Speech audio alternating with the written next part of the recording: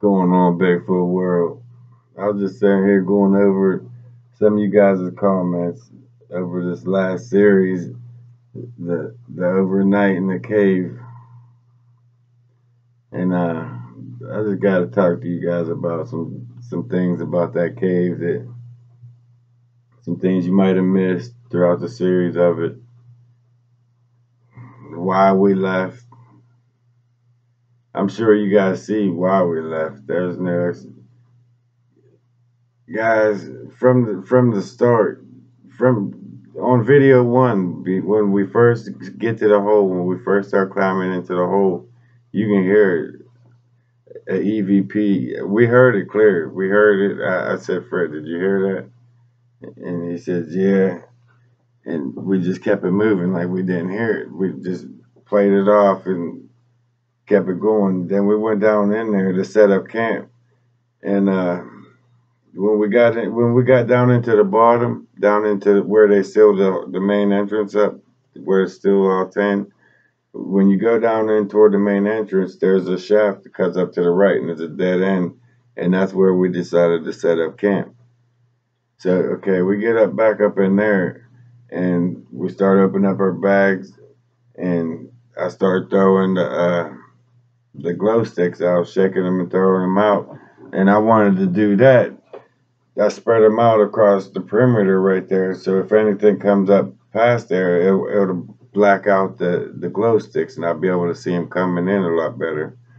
And so, anyways, while I'm doing that, Fred's setting up the tripod for the other camera to film like we was doing, to have the camera facing on us. Okay, we did that for a couple minutes. While we was doing that, I'm jumping ahead of myself. Okay. While we was doing that, Fred was setting up the tripod, and I was throwing the glow sticks. His, I think I set the camera down. Right when that video ended, the memory card was filling up, and I said I want to shut it off and fill up the memory card and get ready, set up camp and get ready for the night. So I did that, and right when I shut it off, Fred's phone was laying on that rock where I was sitting at through most of the night. Fred's phone was face up laying on that rock. It flipped up off the rock down onto the ground. Like, oh, Fred, it's starting already, man. And then I hurry up and turn the camera back, my camera back on, so Fred can get that camera set up. And it seemed like as soon as I shut the camera off, either some voices will start talking off out there, or something crazy would happen in front of us. It it just was, that place is so haunted.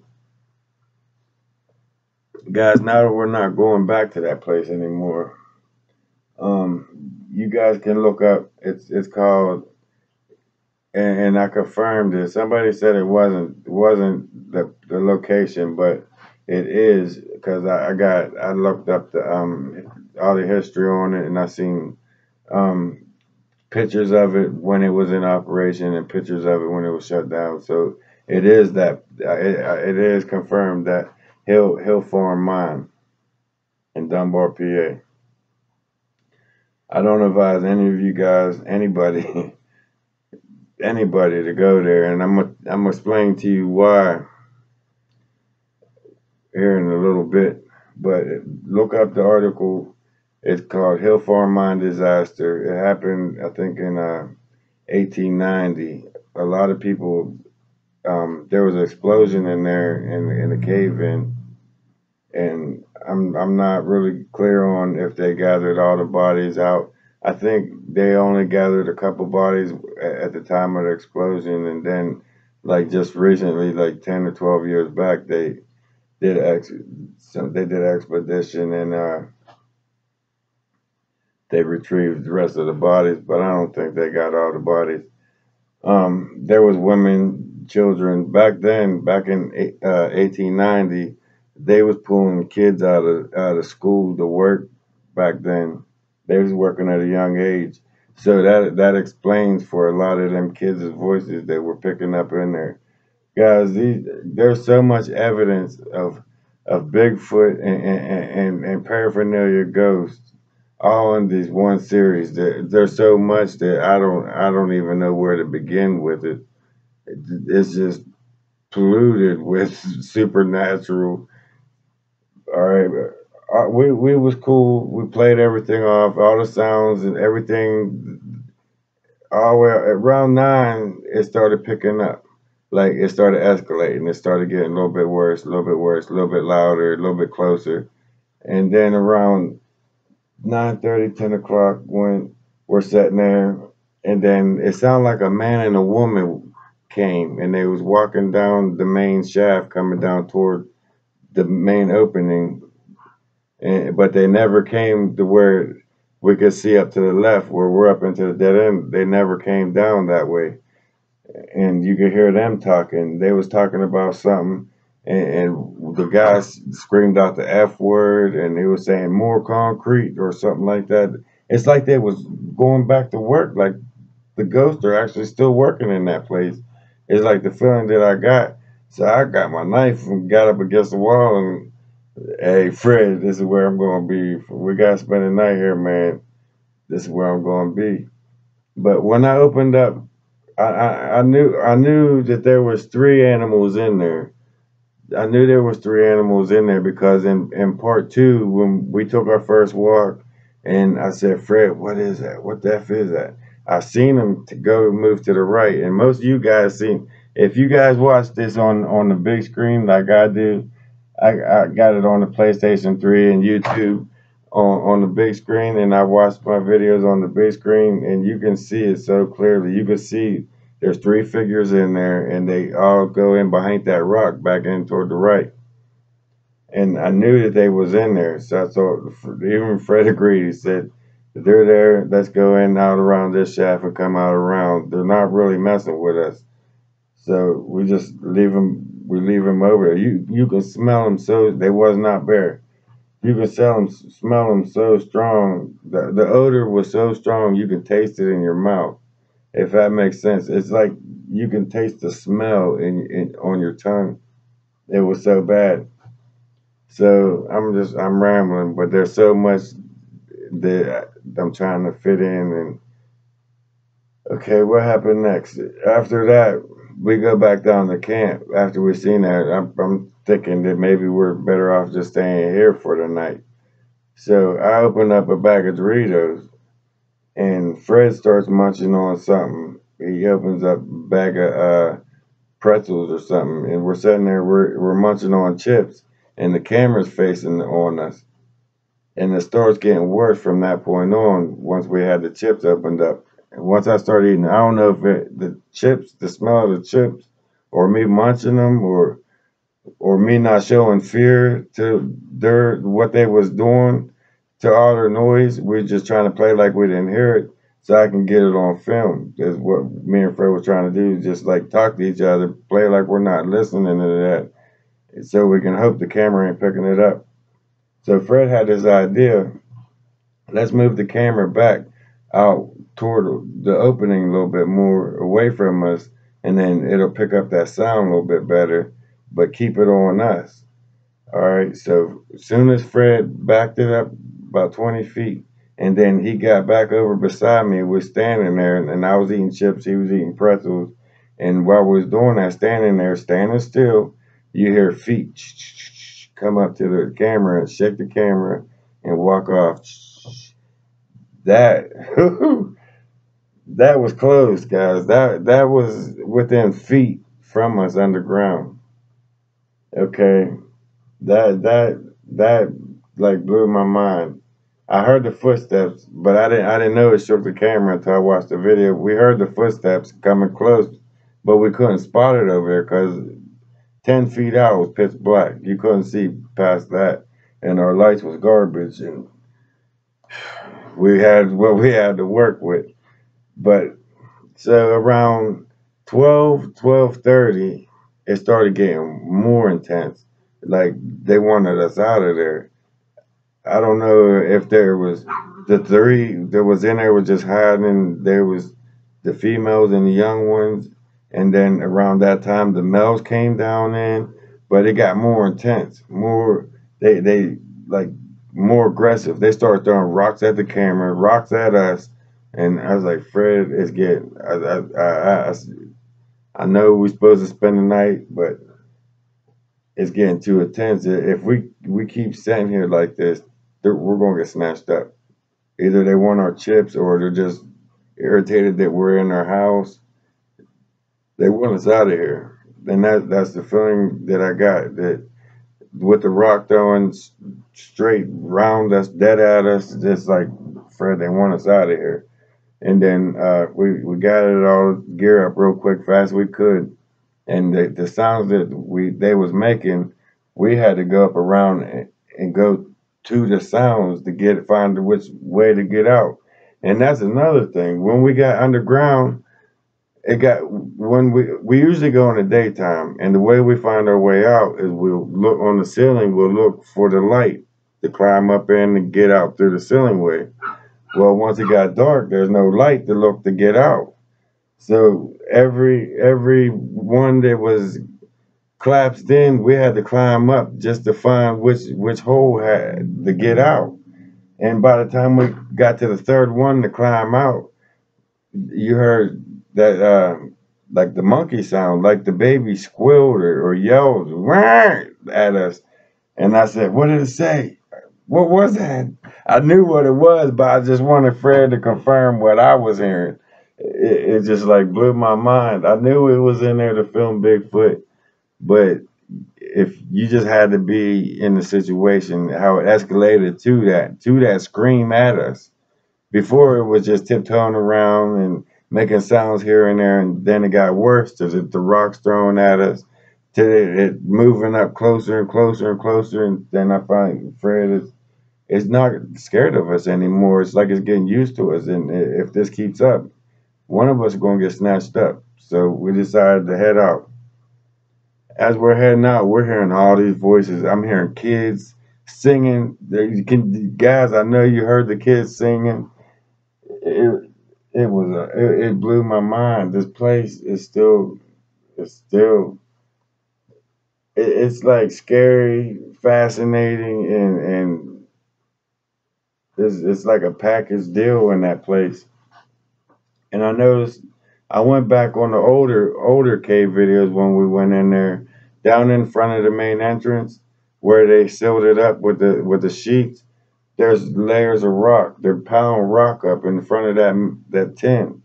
They're taking all the rock, big boulders from back in deep in the shaft, and they're carrying them out and piling them right up there in the main entrance. I don't know why they're doing it. They're mixing trees and logs in. So they're bringing stuff down from underground, the trees and stuff, and the logs in, and mixing in with with the boulders, and they're pounding it up in there. It's on that film. I don't know if you guys really caught on to that. And man, I just had to touch base with you guys. But we finally got reached 1,000 subscribers. We're going on 2,000, and we did that. And I don't think we're gonna go back to that spot. But at the same time, guys, they're in there. I know deep down, I know that they're getting that place ready for. They're there and they're getting that place ready for the summertime. In the summertime, it stays nice and cool in there, and it seems like they're moving rocks around and they're stacking rocks up and they're making little different areas just set up for them. And that would be a perfect opportunity to like to get interaction with them, and it's also a good opportunity to get yourself hurt at the same time because there's only two ways in there. And if a team of us would go in there and somebody would set at one hole, another person set at another hole, and 4 or 5 guys go in there, light it up, and everybody have cameras and walk around and film in there, either somebody gonna get missing or somebody gonna get the best footage in Bigfoot history. And that's real as it gets. You guys seen the activity with we it was just 1:30, 2 o'clock, we made it till in that place before they finally chased us out. So they will escalate, they will change on you. And I'm not going to sit here and keep rambling, but I just want to touch base with you guys. The challenge we considered ourselves did it just for the simple fact of the danger that we was went through. Not only once we made it out of that cave, once we finally ran out, got away from everything, got away from them, they was up top too. Did you hear them? My plan was once we finally made it out, let's just get to the recorder, grab the recorder, and shoot down off of that cliff as fast as there was no way we was going to make it back down through them woods without getting snatched up, because that's where most of the noise and the squealing was coming from, was the way that we had to go down back through to get down off of the low side. So I told Fred, listen, man, we're going to shoot over and get that camera, and we're going to shoot straight down off of that side of that cliff. Get on your back and slide down. And that's what we did. We ran over. We tried to run over, but it kept like doing stuff. So we stopped and we go over there. Like, Fred, what was that? And then like something said something. It was like an EVP ghost type. It said something. And then let's just keep it moving, Fred. Let's go.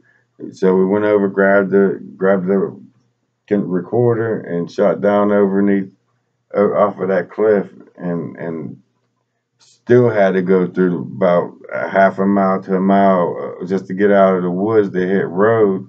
And the road got woods on each side of it. We had to walk so many miles.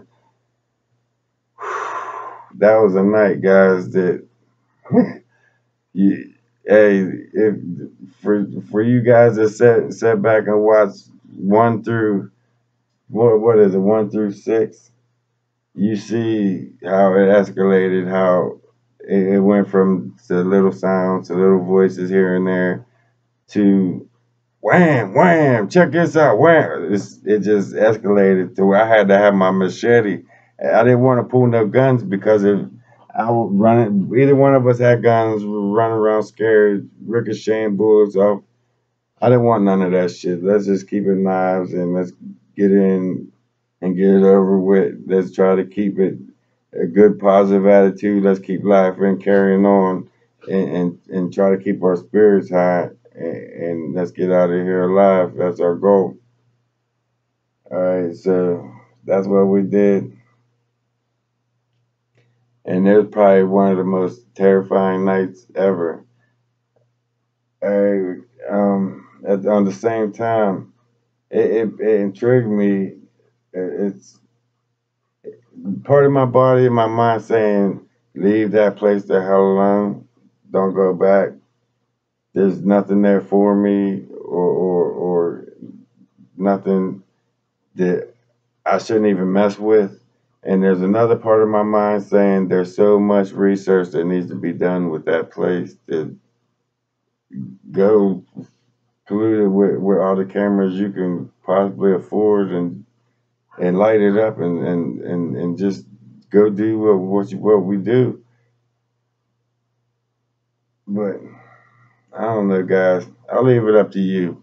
What do you think we should do? You think we should just get a team together and bum rush that place in the dead of the night? Wait till about 11 or 12 o'clock and then go in and light it up when you know that they're going to be in there? I'll leave that, guys, for you. I'll leave that decision for you. I'm undecided on that. But other than that, guys, it's been pretty fair. Tomorrow we're going to me and Mike's going to take a trip up, check out the old spot, see how many changes going on, see what they're doing up that way. That's a tribe I'm more comfortable with. I'd rather spend an eternity playing around in them woods than to spend one day and night in that cave or near that cave. So me and Mike's going to take a break, and we're going to go up and we're going to check the old spot out and see what's going on. We're going down into the ravine, down into the bottom, see what's going on down there, and then back up in the corner in Bigfoot's wallow and check out Bigfoot's hole along the way. We might cut up across and check out the maze, see what's going on inside the maze, see if it's still blocked up, barricaded up. But guess that's enough for me rambling, guys. I was here just looking at you in the comments, and it's overwhelming, guys. It's overwhelming. I appreciate y'all support, and Fred does too.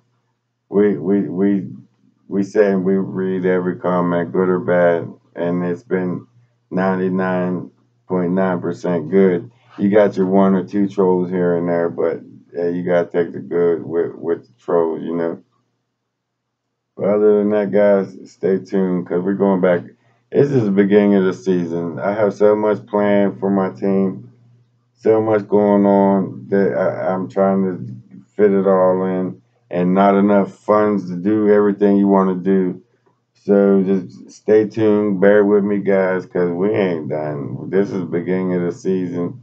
They're here. That's main season for all animals. It's all love making for everybody. So stay tuned because there's going to be. I have a feeling this is going to be a good year.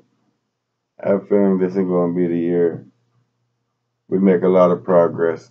So stay tuned, guys.